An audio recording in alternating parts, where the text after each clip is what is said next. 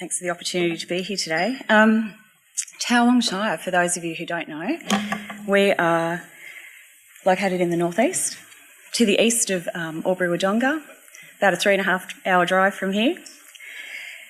We're an area of 6,500 square kilometres, and we've got a population of just under 6,000, actually 5,985 to be precise. An ageing, declining and dispersed population over a very large area. One of the smallest councils in the state. We've got 5 councillors. Our staff EFT sits at around the 64. We have a budget of around $15 million. And unfortunately, we don't have any parking metre revenue. So after I paid my $3.50 today.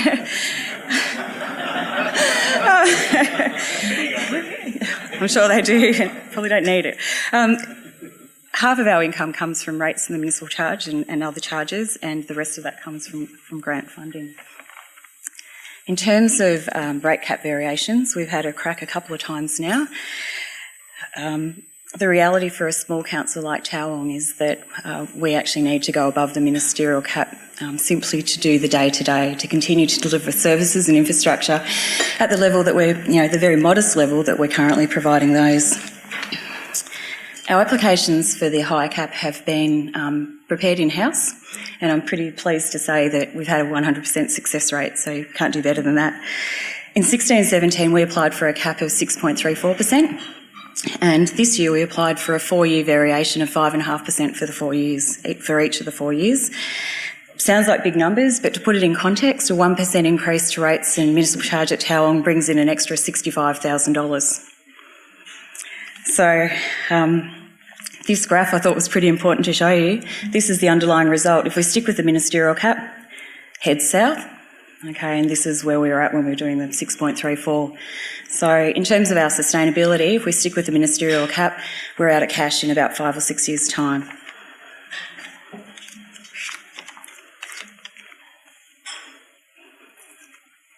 So our first year application in 16-17, just to set the scene, we're at in the final year of our 4-year council plan, and we had a very experienced bunch of councillors who had served council for some time, and they were very much in touch with the needs and aspirations of their communities.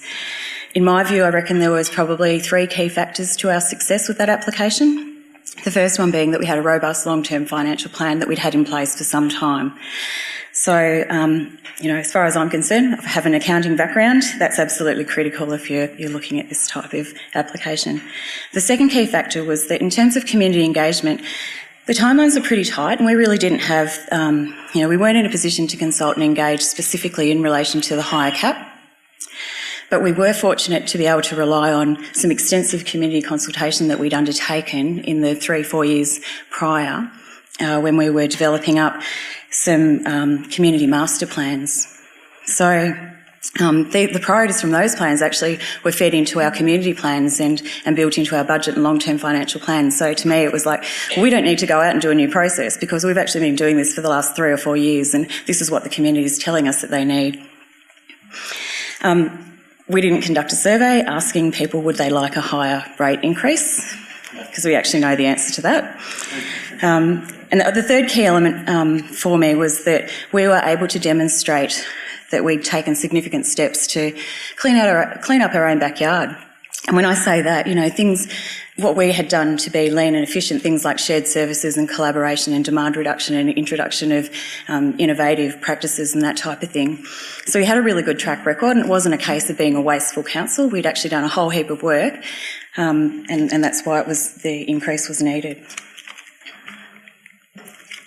The 17-18 application this year, similar but different. We had an uncontested election in October with 3 new of the 5 councillors. So a bunch of new councillors that needed to get out amongst their community members and understand what their needs and aspirations were in order for them just to prepare their new council plan. So we decided we'd have 6 community forums across the municipality, and we chose that approach for a number of reasons. One was that we had a detailed story to tell. What better way to do that but face-to-face? We had limited time to gather the feedback that we needed, and with our new council, we felt that that was the best way to get our councillors out and interacting with their communities. You know, a couple of examples where councillors hadn't actually been to communities or engaged with them because we're such a large municipality. You know, people up in Corryong here hadn't been across to Mida to understand what the issues were in that particular valley. And I guess the final reason we chose that approach was that our experience has been that rural people like to have that face-to-face contact. And I guess, you know, it's worked for us in a way in the past. We branded them up Let's Talk About the Future. The forums were conducted of an evening, and it was me and the 5 councillors who went on the roadshow and did each of the consultation sessions. No paid facilitators, no consultants to be seen because we can't afford them. I was astounded, surprised, blown away by the number of people who participated. 196 people attended across all the forums, which is 3.3% of our population. Interestingly, in 2015, when we did a very similar process, I had 8 people turn up to Towong, our second largest town. This year we had 70 people. Couldn't fit them into our new community centre, and the biggest complaint for the evening was the room wasn't big enough, which is a great problem to have, really.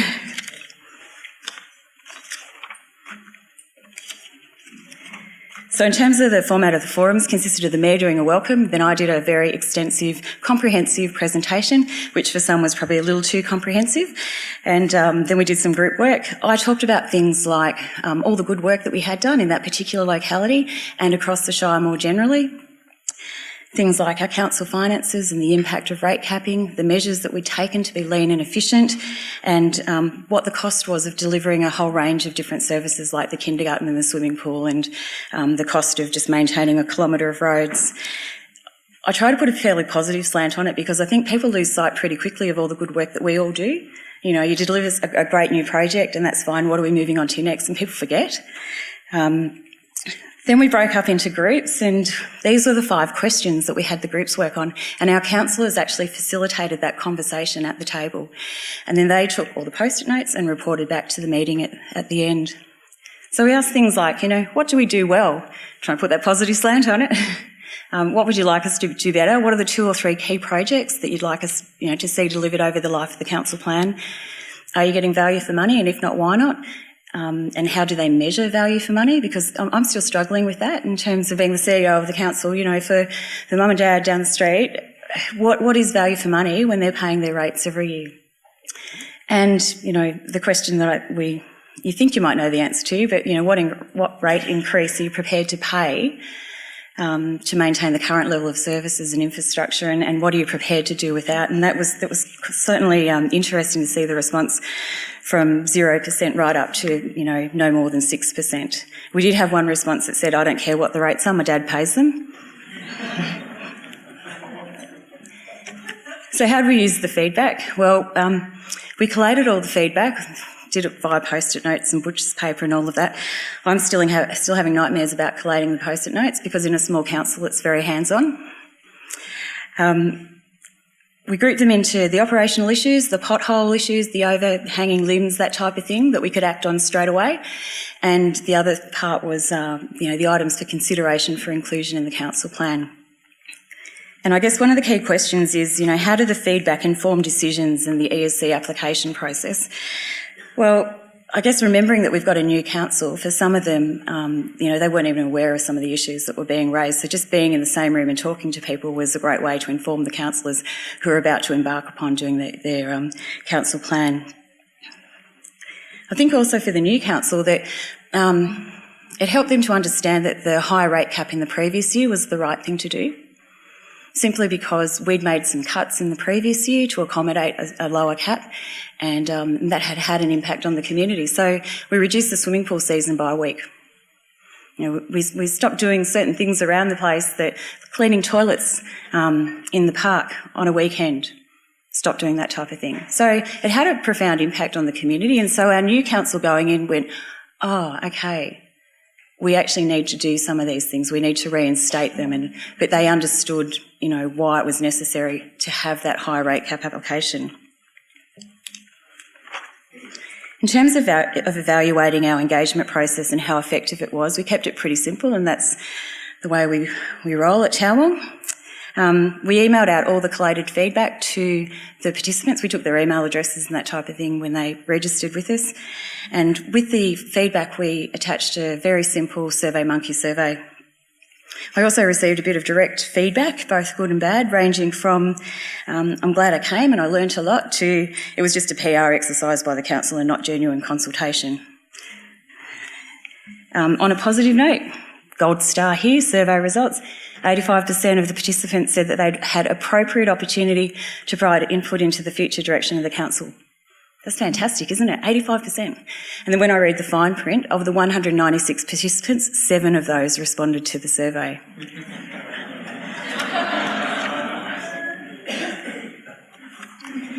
So if you'll just allow me to indulge some reflections, personal reflections and unresolved questions in my mind, I guess. So engagement, yep, we need to do it and we should do it. It's a given. We see the changes that are proposed for the Local Government Act. We understand what the requirements are to apply for a higher rate cap. It can be hard work, especially when you have limited resources. Up until late last year, Towong didn't have a communications officer or even a team. Now we have 8 hours a week of communication officer resourcing. In the past, it was myself and the directors that would just do that. We don't have an engagement person. It's a very, very small organisation. And engagement, it's not always that pleasant. When you've got, when you're being attacked by community members verbally at a forum, it's, sometimes you don't really want to be there. And I think I'm probably still feeling a bit jaded from the experience earlier this year. I guess in my head the question is, what is the best format for engagement in a large municipality with an ageing, declining, dispersed population that has connectivity issues?